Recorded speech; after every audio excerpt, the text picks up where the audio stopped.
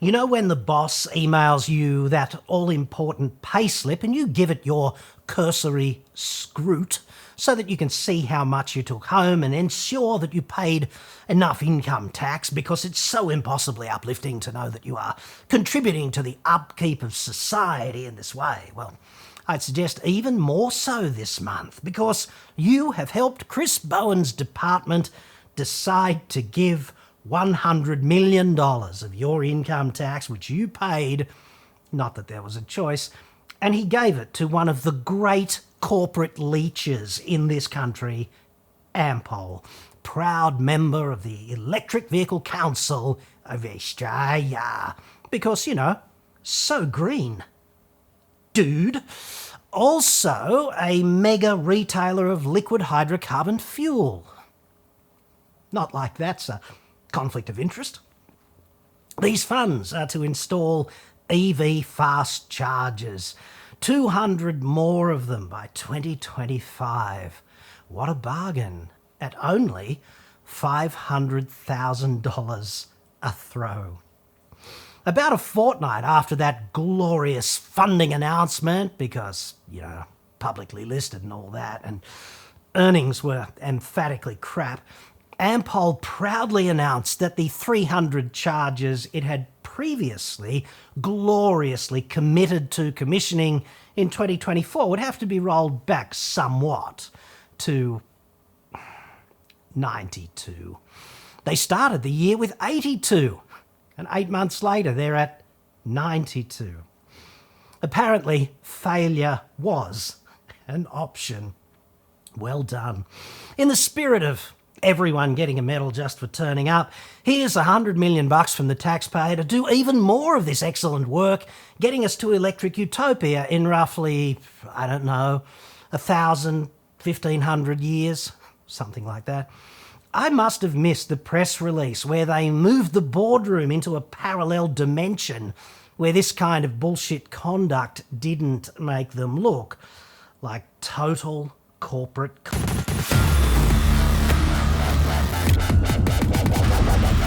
I'm John Cadogan from AutoExpert.com.au. New cars cheap, but in Australia only. Website. Code. In this report, I'm talking only about Ampol, the corporation, not its employees and or its executives. Executives everywhere are just bags of skin in Hugo Boss, peddling the company's bullshit narrative, in my estimation. No imputations about individuals are therefore made. I'm sure they're lovely. You could invite them over to your place to go dancing with your sister. Dude. Okay, so Ampol says the problem here is connecting these proposed chargers to the grid, like the local grid.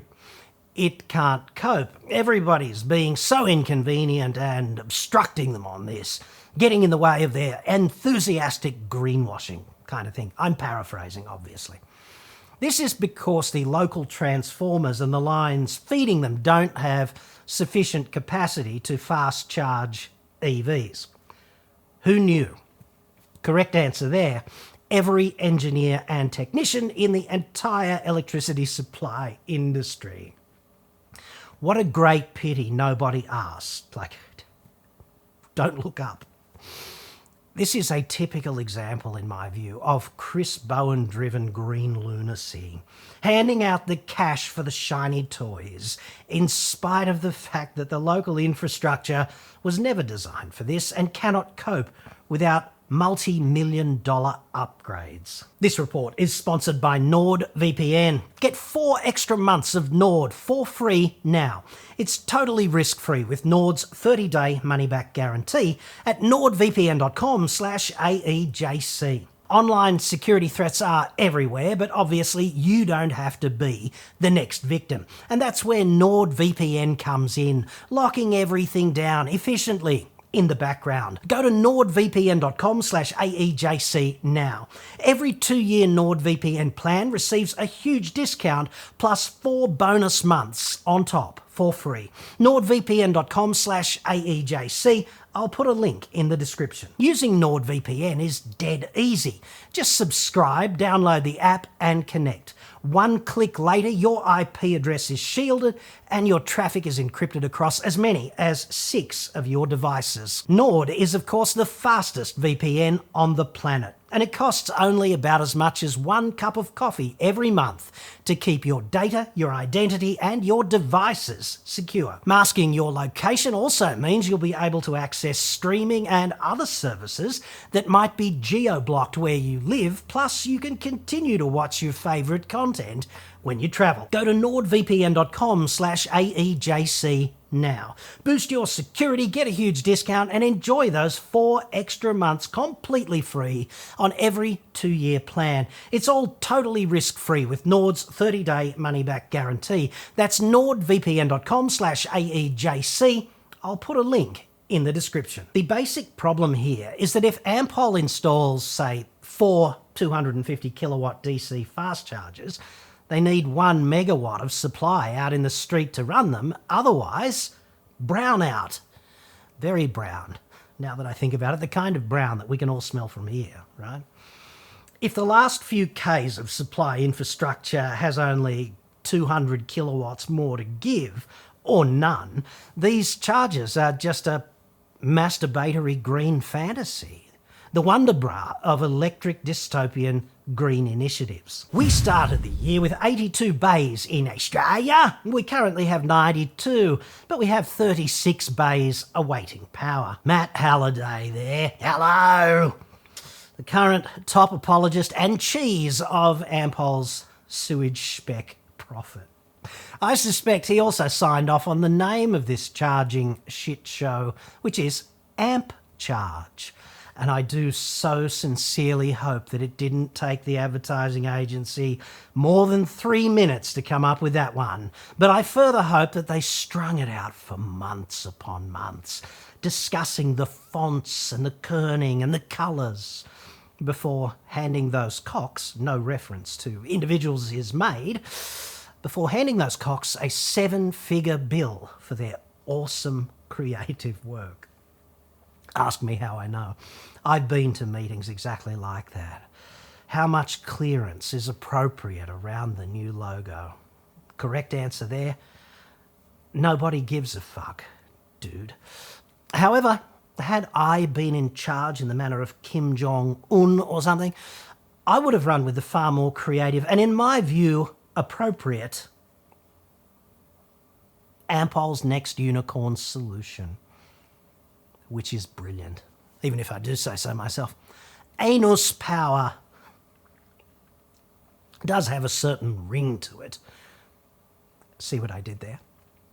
Especially with profit 39% down into the S-bend for the first 6 months to June 30. Too much virtue signalling, not enough running the actual business, perhaps. Reading between the lines, Ampol presumed these installations were just like plugging in a frickin' toaster or something, only perhaps the wires were thicker. Apparently they hadn't considered that the local grid upgrades could take 18 months or more per installation. And the neighbours were unenthusiastic, strangely, about having a brand new shipping container-sized transformer plonked square in front of their businesses. Go figure. How unhelpful. So, overall, great work on the feasibility study, you heads. Personal opinion, no reference to individuals is made. I'm just talking about Ampol, the corporation. Great work on the checks and balances too. Clean Energy Finance Corporation. Well done there. He stressed that Ampol intended to press ahead with its charging network plans and ramp up the rollout in the second half of the year as more bays were connected to electricity supply. The Sydney Morning Herald there, busily regurgitating. Good on you, Mr. Halliday, I say. Ramping it up indeed. Shareholders love that kind of bullshit commentary. Not as much as they love higher profits, but hey. They've got 92 chargers operational and 36 just gagging to be plugged in, waiting for the wires. That's 128 in total, either operational or pending, and those 36 potential plug-ins could take 18 months. So the target was 300 charges this time around. They're presently, therefore, 172 anus power plugs short, aren't they? And they've got 4 remaining months in 2024. They've achieved, if that's the right word, 10 charges in 8 months, which is 1.25 charges per month so far this year. New target, to stay on track, 43 each month to get to the promised 300. That's an increase of 3,400%, which is indeed quite the ambitious ramp up, isn't it? In my estimation, companies like Ampol have lost the ability to engage in reasonable, measured, honest dialogue with the public, preferring instead to have their minions meet with the likes of Chris Bowen's minions privately to see exactly what an appropriate suck on the taxpayer teat might look like this time around. I'm going to make 3 final observations about this, okay? Number 1, the only practical way to have 1 functional megawatt of charging on location at some servo is with grid connection. That's pretty obvious. You can't do it with solar. 1 megawatt of solar needs 5,000 square metres of panels minimum. That's essentially a football field because the panels have borders, etc. And even if you did that, it would only deliver 1 megawatt with the sun orthogonally overhead on a completely cloudless day. So you'd need storage to augment any such system. A battery for 4 anus power bays, 20 minutes per charge. That's 3 times 24 times 4 bays times, let's say, 60% occupancy times, 60 kilowatt hours per charge on average equals, take away Chris Bowen's IQ, equals roughly 10,000 kilowatt hours, which is roughly equivalent to 100 of the morbidly obese batteries in K-Backwards-N's big shitter, the EV9. So that's about 40 tonnes of batteries. And I'm not so sure I would want one of those sitting on top of a glorified liquid hydrocarbon vending machine. On balance, it sounds kind of like a bad idea. Call me old-fashioned on this. Neither, I suspect, does anyone else in a 1,500 metre blast radius feel comfortable with this kind of concept, I'm sure. You could probably store this amount of energy, in fairness, in underground flywheels. It might be safer, but they'd have to be big fuck-off ones. You'd have to levitate them magnetically and spin them up in vacuum chambers to store the energy, but, it's probably doable. Doesn't sound that practical, though, does it? Point number 2. Ampol needs to be called out publicly, in my view. They're one of the ultimate corporate leeches in this country. Personal opinion. What business does a company with market capitalisation north of 7 billion Shitsvillian micro pesos have sucking 100 million bucks on the taxpayer teat? That's unacceptable. This is like a pensioner buying a brand new Rolls Royce, and I got no problem with pensioners, nor with rich masturbatoras buying rollers. That's okay. Just not both things together, if that's okay with you. Ampol's got form fellating the taxpayer too. They've already copped green reach-arounds from the New South Wales state government and the Shitsvillian Renewable Energy Agency to roll out the train wreck that should, I would argue, henceforth be called anus power. Ampol's next unicorn solution. Do it. Do it. I double dead. Dingo's donga. Dare ya. Who wouldn't want to plug in to anus power just for the photo op? They could put their flagship charging station perhaps next to the big Merino in Goulburn, call it the Big Anus, we'd all want to stop there for a photo. In closing now, point number 3, if charging EVs were actually profitable, there would be 10 fast chargers on every street corner already, with strippers in bikinis, if the world were perfect, bursting out of cakes like Erica Eleniak from the acclaimed 1992 Hollywood drama Under Siege, also starring Bullshido Master Steven Seagal. Bursting out in more ways than one, perhaps, before explaining helpfully why anus power is the ultimate charging experience I'd plug in, even if I were driving my diesel ute. But charging is not profitable, and the grid can't cope, so Bowen's mob and the likes of Ampol collaborate over a completely fake set of economic instruments, and everyone is seen to embrace electric dystopia. Net zero, the quaint modern-day 12th century fantasy. The reason I suspect Ampol is in on this is simply greenwashing.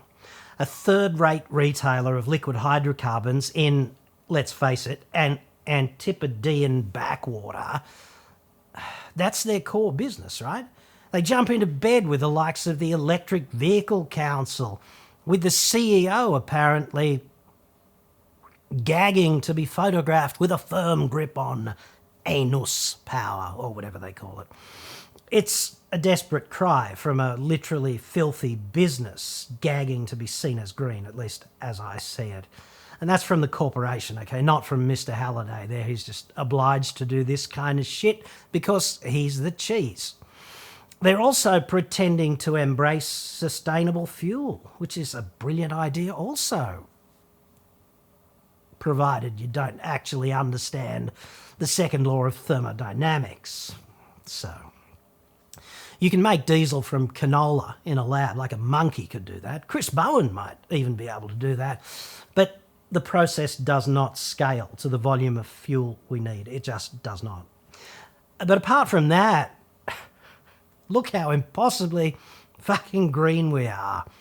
Please buy a coffee and a lukewarm rat pie from the only growing segment of our entire shitbox business, which would be the convenience stores attached to the forecourts, while you loiter for 20 minutes charging up, trying not to get robbed after inserting anus power into your green wanking chariot. When we can figure out how to get the power connected. There's that. What's next for Ampol, I wonder? This is hard to top, in other words. Like, you would have to have a meeting. The whole board would have to be there. Perhaps they could sponsor the next stout lunch lady on the US presidential protection detail. There might be a slot opening up there anytime soon, and DEI is quite the virtue signaller. Or they could apply for the new ray gun grant to promote Australia's next 0-point marsupial breakdancing hopeful for 2028. Oi, oi, oi. Details at anuspower.com.au.